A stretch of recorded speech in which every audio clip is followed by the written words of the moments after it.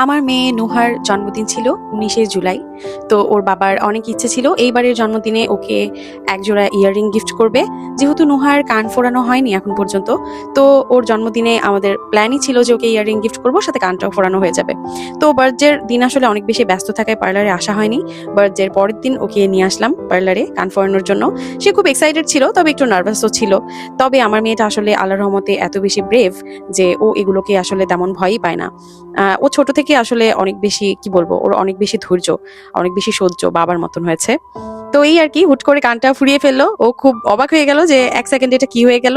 সিস্টেমটা খুবই ভালো। আমাদের তো ছোটবেলায় আমাদের নানুরা সুই সুতা দিয়ে কান ফুরিয়ে দিত, সেটা পেকে যেত, নানান রকম ইনফেকশন হয়ে যেত।